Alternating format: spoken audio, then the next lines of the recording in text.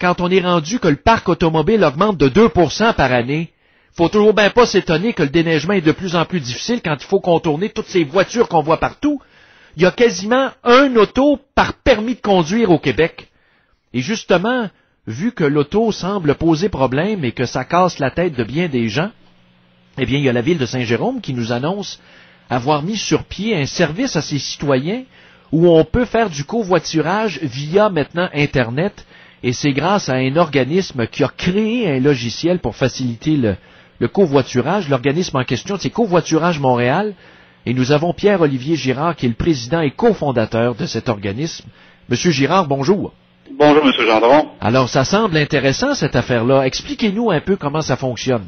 Ben, comme vous disiez, seulement 18% des véhicules qui rentrent sur l'île de Montréal à chaque jour ont 2 passagers ou plus à bord. Oui. Et lorsqu'on pose des questions aux gens, pourquoi ils font pas de covoiturage, la réponse qui revient plus souvent est celle-ci. Ils disent ne connaître personne au travail qui demeure tout près de la maison. Oui. Malgré le fait que les gens veulent faire leur part de la cause environnementale et qu'ils se plaignent des coûts de l'essence qui augmentent sans cesse, on a voulu aider les gens à pouvoir trouver un partenaire de covoiturage rapidement et sans toute confidentialité. Donc, on a développé un outil qui aide les gens à trouver tous les gens sur leur parcours. Donc, c'est pas vraiment un type d'habillard, c'est vraiment le logiciel qui propose selon le trajet parcouru. Oui. Les gens que vous pourriez embarquer en cours de route et les gens qui pourraient vous prendre à leur passage pour une destination qui serait commune. Donc quoi, c'est une banque de données, j'imagine, qui décortique un peu nos informations et qui, comme un site de rencontre, autrement dit, je cherche une belle fille aux yeux bleus, cheveux blonds.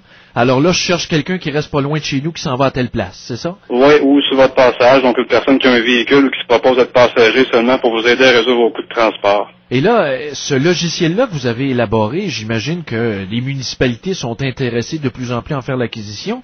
Ça existe depuis combien de temps, cette méthode-là? On avait lancé le premier site qui était covoituragemontréal.com en novembre 2005. Oui. Et par la suite, c'est devenu un réseau. La première ville était la ville de Saint-Lazare, qui avait lancé une section covoiturage sur son portail grand public, qui était plutôt du type babillard annonce classée. Et on a proposé à la ville de concevoir un outil qui serait personnalisé à son effigie. Oui. Et on y a intégré le logiciel de covoiturage. Donc, on s'est ramassé à devenir avoir plusieurs sites de covoiturage qui étaient rassemblés vers le même réseau. Ah oui. Donc, avec plusieurs partenaires, mais un seul regroupement de membres, ce qui fait qu'on demande des possibilités de jumelage auprès des citoyens.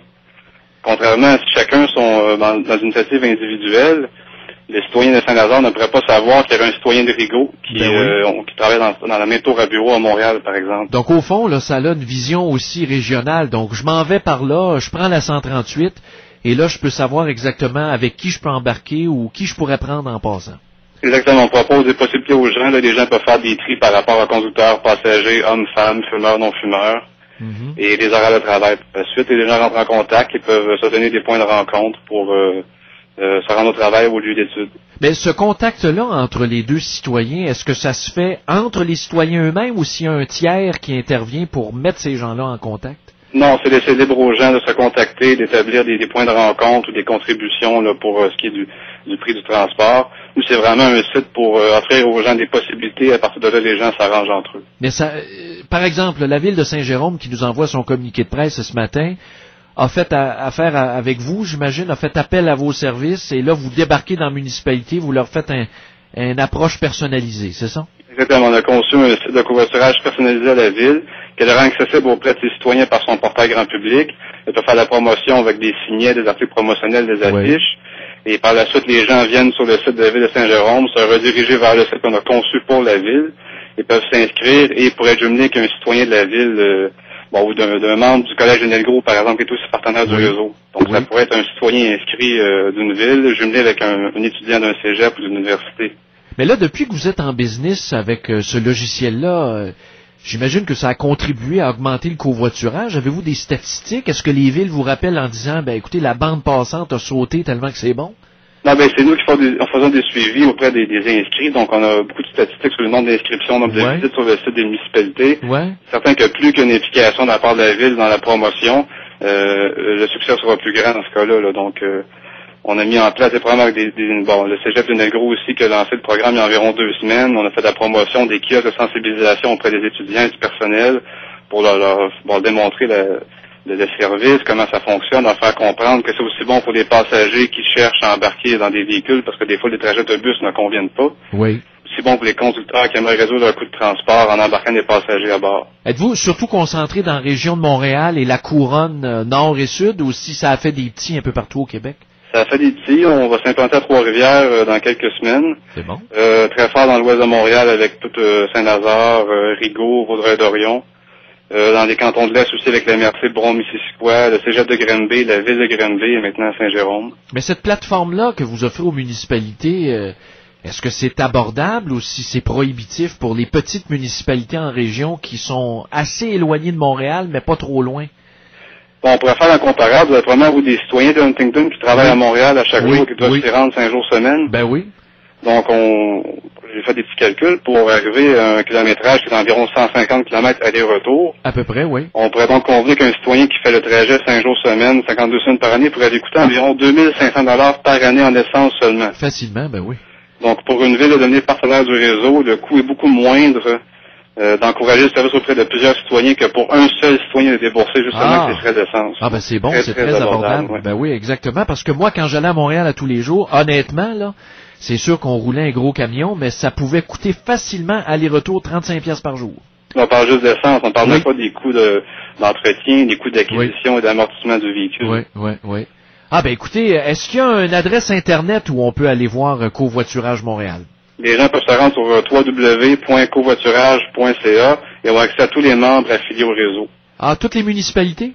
Oui, en fait, sur covoiturage.ca, c'est un site qui est branché au reste du réseau, donc les gens pourraient être aussi bien jumelés avec un citoyen de la ville de Granby, par exemple, ou de la ville de Vaudreuil-Dorion, s'il y avait une destination qui était commune. En terminant, Monsieur Girard, ça c'est une très très bonne initiative. Est-ce que le gouvernement du Québec ou le ministère de l'Environnement, Développement durable, vous a supporté dans ces démarches-là, financièrement ou politiquement? Est-ce qu'ils vous ont ouvert des portes? Non, aucunement. Financièrement, c'est un investissement qu'on a fait, moi et mon associé, dans le projet. Et maintenant, on fait du démarchage. On collabore avec plusieurs municipalités, aussi la MRC des Moulins, qui est le responsable du transport pour la ville de Terrebonne et Mascouche, à mettre en place un projet de stationnement incitatif qui sont des points de rencontre d'équipage. Oui. Ce serait une première au Québec. Ça existe déjà en Ontario, même aux États-Unis. Mais à part des initiatives où on a collaboré avec les municipalités, on n'a aucun projet en cours avec le gouvernement présentement. Ben écoutez, je vous souhaite bonne chance, puis on va s'en donner des nouvelles. Merci beaucoup. Ben merci beaucoup, monsieur. Au revoir. Alors, c'était Pierre-Olivier Girard, qui est président et cofondateur de l'organisme Covoiturage Montréal, que vous pouvez consulter aussi sur Internet, covoiturage.ca, je crois, www.covoiturage.ca. Alors, vous aurez toutes les municipalités qui sont membres et pour un coût assez modique, votre ville peut embarquer dans le réseau et là, il y aura une opération de jumelage entre des citoyens de votre ville et des citoyens sur le parcours que vous utilisez, par exemple pour vous rendre à Montréal ou ailleurs. Ça vous permet de partager les frais d'essence. On ne se cachera pas qu'il y a un but aussi derrière ça quand on fait du covoiturage. Ce n'est pas simplement pour avoir de la compagnie ou pour sauver l'environnement.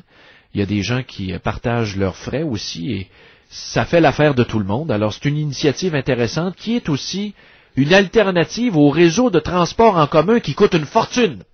Une véritable fortune. Simplement chez nous, à chaque année, pour avoir un circuit d'autobus d'environ 4 fois par jour Montréal aller-retour Huntingdon, ça nous coûte 40 000 $ par année pour quelques personnes qui en bénéficient.